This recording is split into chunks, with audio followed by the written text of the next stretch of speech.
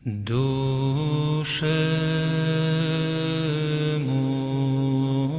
Selamat Bapa dan Putra dan Roh Kudus, amin. Shalom Aleichem bersama Mesiah.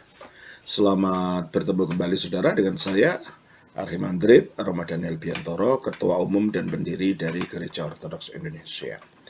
Kita akan melanjutkan acara kita, yaitu menjawab pertanyaan-pertanyaan yang saudara sudah kirimkan kepada saya. Tapi jangan lupa untuk subscribe yang belum, dan juga untuk klik itu tanda like-nya serta tanda lonceng notifikasi, setelah share kepada teman-teman saudara. Nah, saudara, pertanyaan kita kali ini adalah pertanyaan berasal dari saudara Willy Ismail, ya, yang berbunyi begini. Ya. Pertanyaannya agak panjang, saya baca saja. Saudara Willy Ismail dari Bandung, ya. Permisi Romadhaniel, ketika melihat video dari kaum Unitarian waktu itu dibahas Yohanes 10 ayat 34. Apa maksud kalimat kamu adalah Allah yang diucapkan Yesus pada Yohanes 10 ayat 34?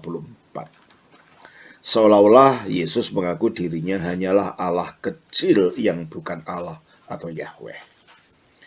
Yohanes 10 ayat 33-34, jawab orang-orang Yahudi itu, bukan karena suatu pekerjaan baik maka kami mau melempari engkau, melainkan karena engkau menghujat Allah dan karena engkau sekalipun hanya seorang manusia saja menyamakan dirimu dengan Allah.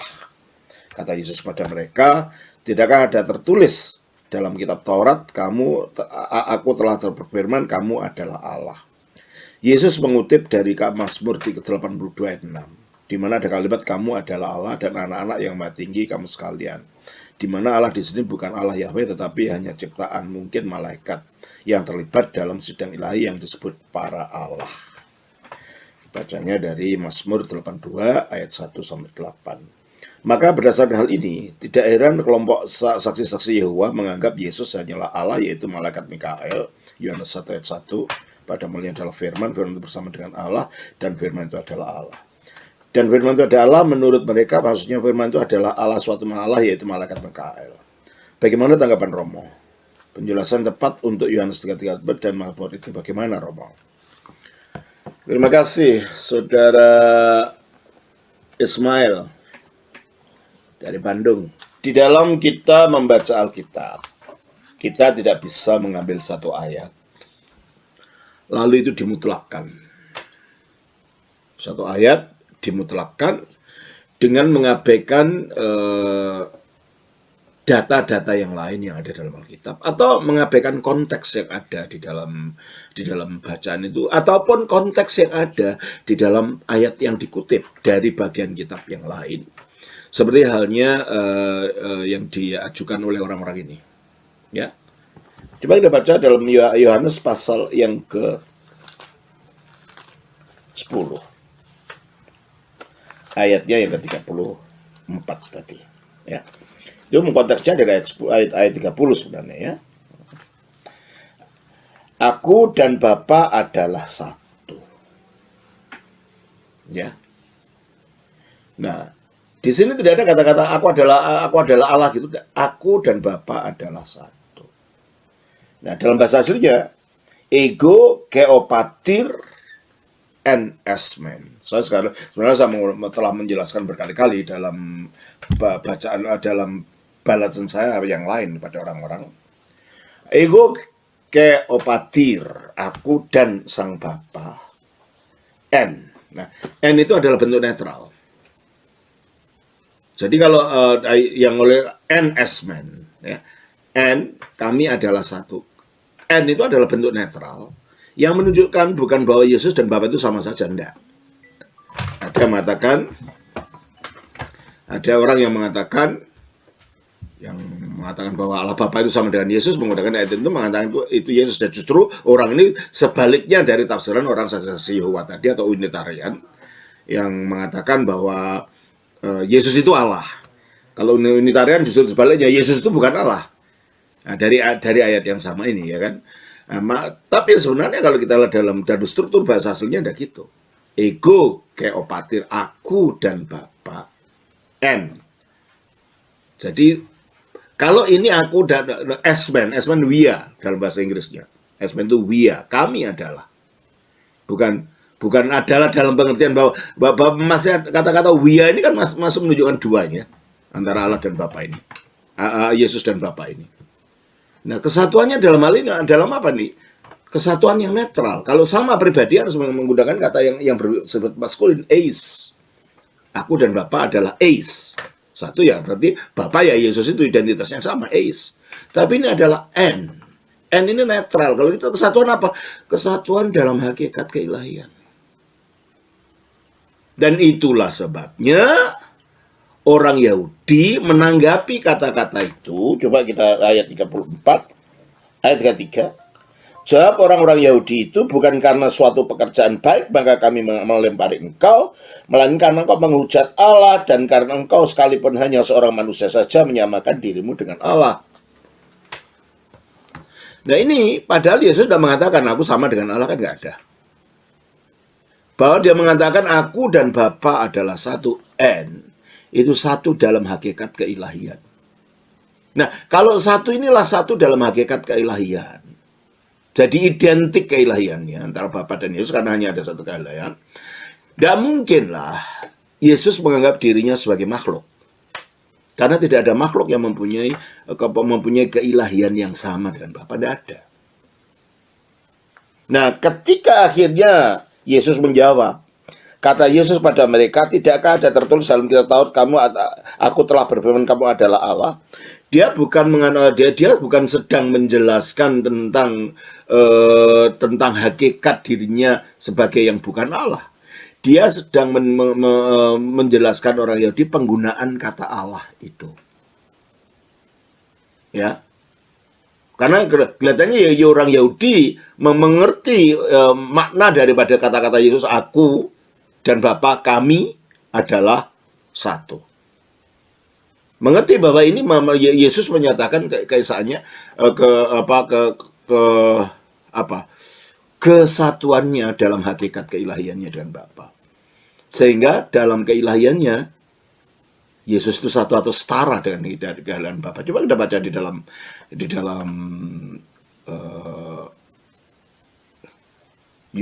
Filipi 2 ayat 6. Yang walaupun dalam rupa Allah, Nah, walaupun dalam rupa Allah, terus tidak menganggap kesetaraan dengan Allah. Stop. Dalam rupa Allah tidak menganggap kesetaraan. Jadi kealahan Kristus setara dengan kealahan Bapa, satu. Dia bukan Allah kecil, setara. Tidak lebih kecil dari Bapa. Jadi kalau melihat dari pernyataan-pernyataan Alkitab yang lain, kita tidak mungkin mengatakan bahwa Yesus itu hanya sekedar makhluk, karena setara dengan Allah. Bukan hanya itu. Kita baca dalam Yohanes 8 ayat 42. Kata Yesus kepada mereka, jikalau Allah adalah Bapamu, kamu akan mengasihi aku, sebab aku keluar dan datang dari Allah. Dia mengatakan aku keluar dari Allah. Berarti artinya di dalam Allah, satu di dalam Allah.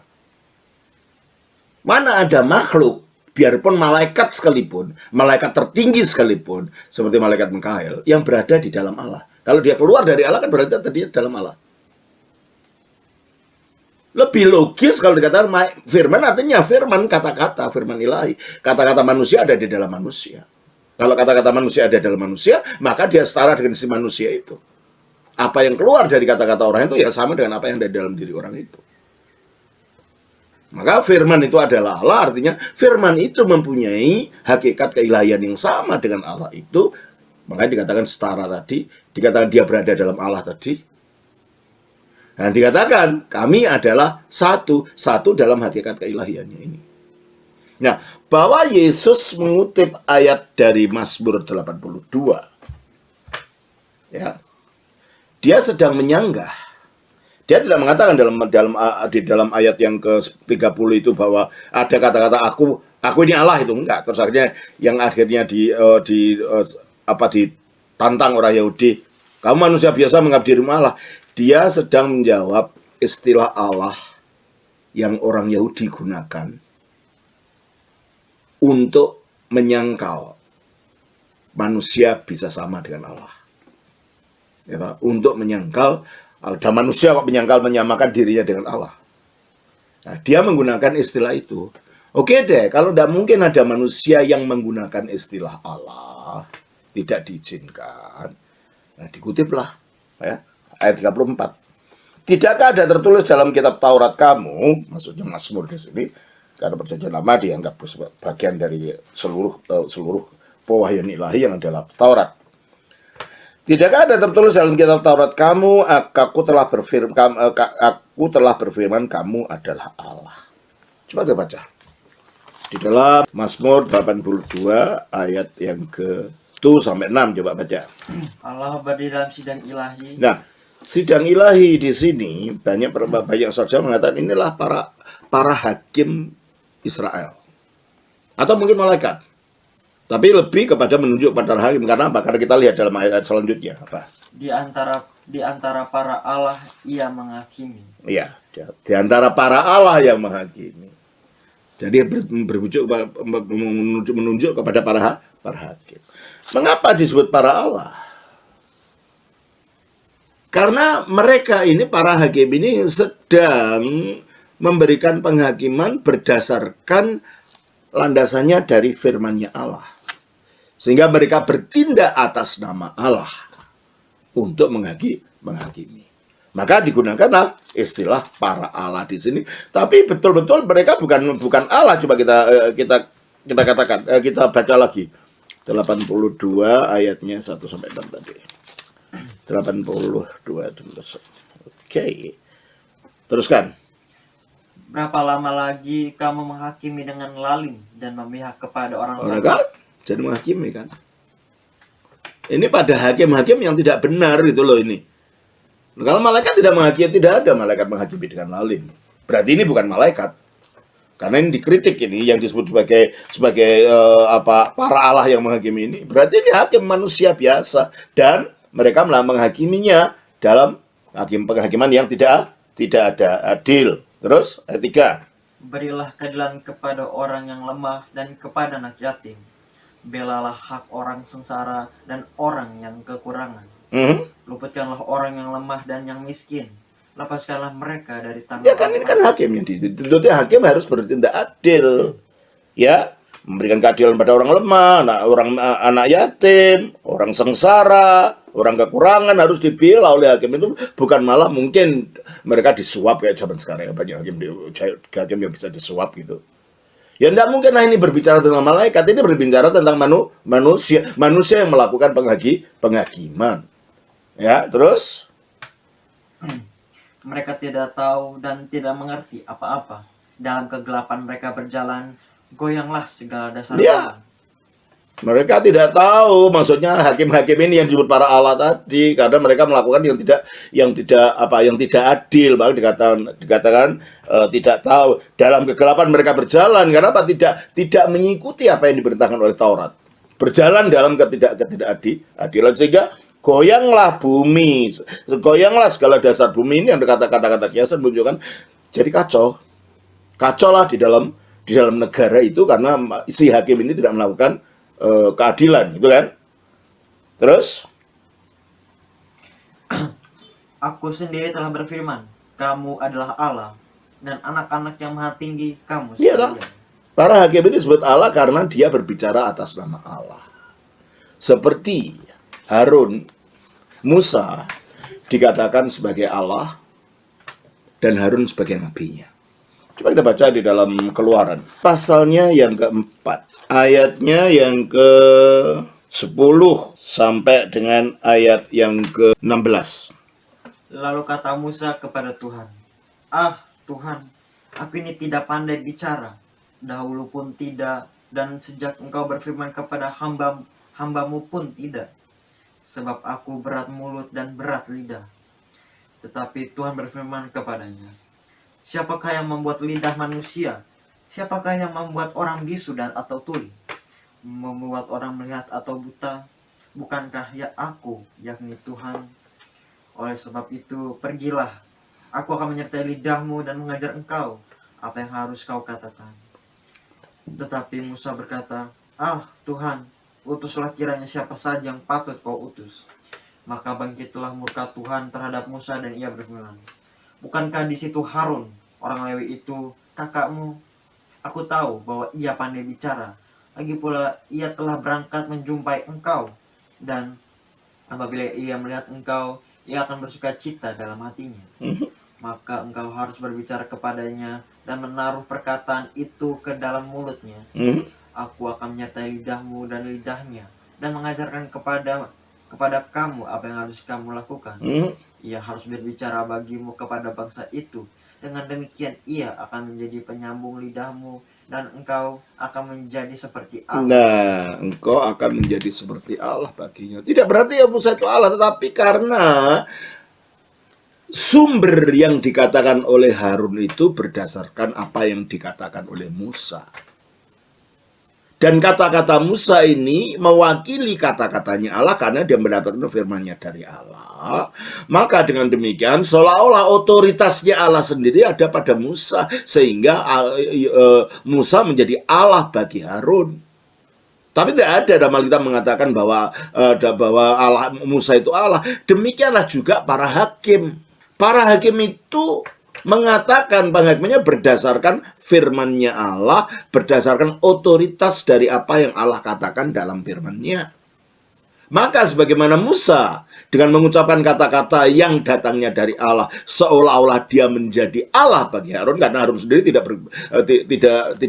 bukan yang berbicara dengan Allah, yang berbicara adalah Musa. Jadi Harun mendapatkan kata-kata Allah ini melalui Musa. Seolah-olah Musa itu jadi Allah bagi Harun. Demikianlah para hakim ini. Dia mengatakan bukan perkataan mereka sendiri seharusnya.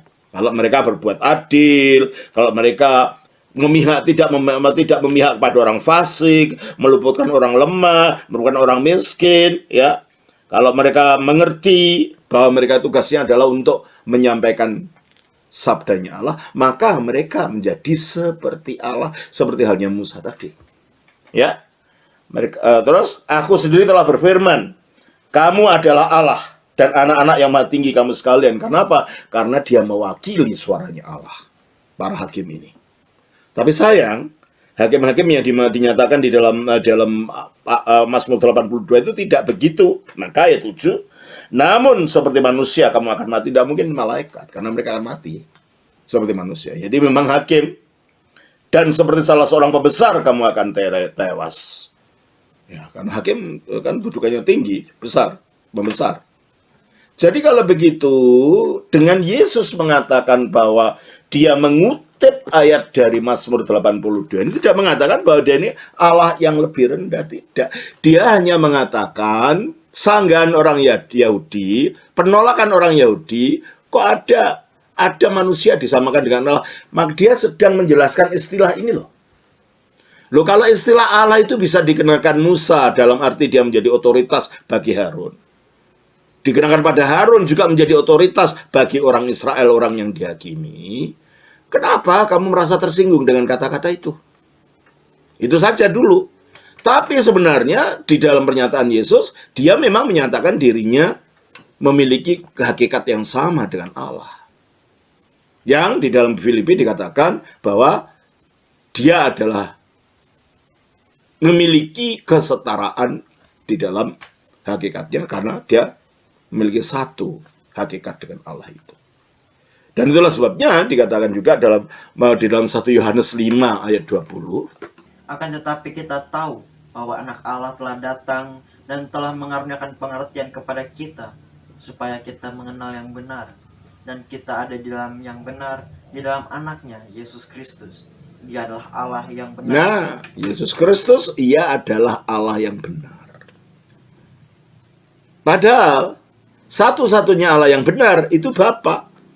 Coba kita baca di dalam Yohanes 17 ayat 3. Inilah hidup yang kekal itu, yaitu bahwa mereka mengenal Engkau, satu-satunya Allah yang benar.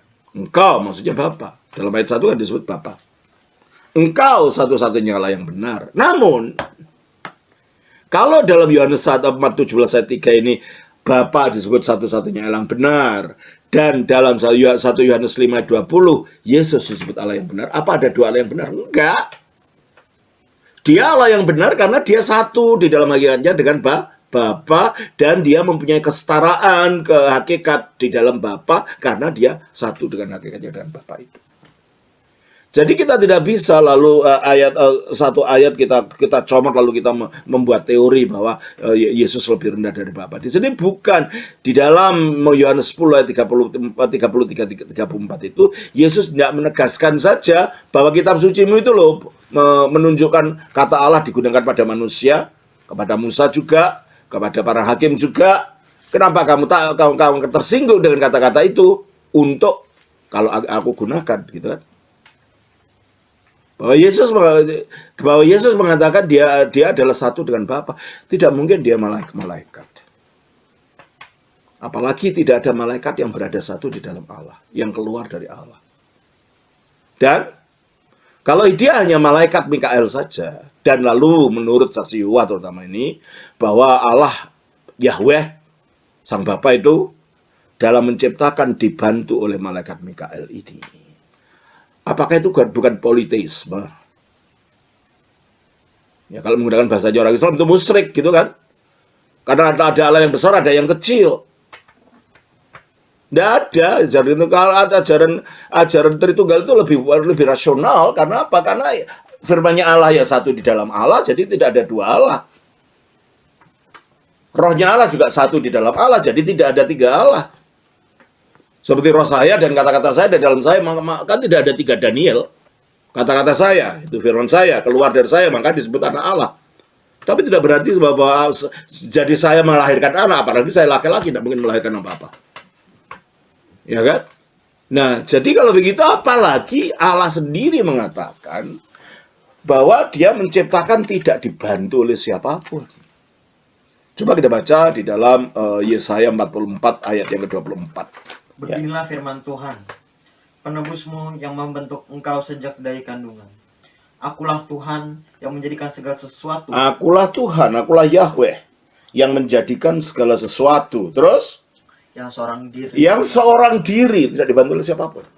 Bagaimana mungkin kalau Allah sendiri, teruskan, yang seorang diri membentangkanlah langit. Jadi kalau begitu tidak ada Allah kecil yang mendampingi Yahweh untuk menciptakan, tidak ada. Kalau dikatakan Yahweh menciptakan segala sesuatu melalui putra, di dalam Ibrani 1 ayat 2, putra ini bukan sesuatu yang berbeda dari dirinya. Putra ini adalah firman yang ada di dalam dirinya, satu. Makanya tidak ada yang membantu Allah. Sebab itu Pak, keyakinan berhala itu. Kalau ada Allah yang sekecil apapun, kalau itu masih dikatakan sama dengan Allah dalam artian ya memang Allah dan bisa mencipta membantu Allah, itu akidah berhala itu. Karena percaya ada yang mendampingi Allah, yang dapat membantu Allah untuk mencipta. Untuk apa Allah harus dibantu untuk menciptakan? Terus kita baca lagi. Yang seorang diri membentangkan langit, yang menghamparkan bumi, siapakah yang mendampingi aku lah? Kalau dia mengatakan seorang diri, tidak ada yang mendampingi. Jadi tidak mungkin ada Allah kecil mendampingi Allah untuk membantu penciptaan itu. Makanya kita tidak bisa mengutip satu ayat lalu ditafsirkan mutlak pada dirinya, akhirnya digunakan untuk menafsirkan yang lain, data-data yang lain. Kita menyukai ayat itu lalu data-data yang lain itu kita tundukkan kepada ayat yang kita sukai demi untuk mempertahankan dogma kita sendiri. Tidak bisa begitu. Kita harus melihat kebenaran firman Tuhan itu dalam keseluruhannya. Jadi kembali, kalau gitu Mas Yohanes 10 ayat 33-34 ini tidak mengatakan bahwa Yesus itu hanya malaikat kecil. Tidak. Dia hanya ingin menjelaskan pada orangnya di kitab suci dulu. Menggunakan kata Allah ini boleh untuk manusia. Seperti juga kepada Musa. Tapi kan mereka bukan Allah. Mereka disebut Allah dalam pengertian mereka mempunyai otoritas dari firman-Nya Allah. Seperti Musa mempunyai otoritas dari firman-Nya Allah. Sehingga bagi Harun, dia adalah seperti Allah. Baginya, karena Harun mengucapkan itu atas nama firman Allah yang diterima Musa. Para hakim itu menghakimi atas nama firman-Nya Allah, hukumnya Allah yang harus dihakimkan pada manusia. Jadi, kalau itu yang menjadi sanggahanmu, ini loh kitab sucimu mengatakan ini, itulah. Tapi Yesus sendiri mengaku memang aku dan Bapa adalah satu dalam pengertian satu hakikat dalam keilahian tadi. Jadi dengan demikian saudara, ajaran gereja ya sejak awalnya memang ada Tritunggal itu, bahwa memang Kristus adalah firman-Nya Allah yang satu dalam Allah yang bersifat ilahi. Itu adalah ajaran kitab suci. Dan ajaran seperti ajarannya Saksi Yehova, Unitarian, dan itu ajaran-ajaran muncul kemudian, ya kan? Arius yang memulai. Jadi bukan ajaran dari awal. Ajaran yang muncul yang menentang, bahwa itu ditentang, bahwa itu aslinya memang begitu ajarannya, gitu loh. Bahwa Arius itu muncul kemudian menunjukkan ini ajaran baru, ini ajaran sesat, ajaran bidat. Sudah benar gereja itu mengajarkan Allah itu satu, yang punya firman yang satu dalam dirinya, yang punya roh yang satu dalam dirinya. Kok mau dibenar-benarkan, malah keliru. Ya toh? Jadi gitu saudara Ismail, kiranya Tuhan berkati. Shalom. Serta Bapa, Putra, Roh Kudus. Amin.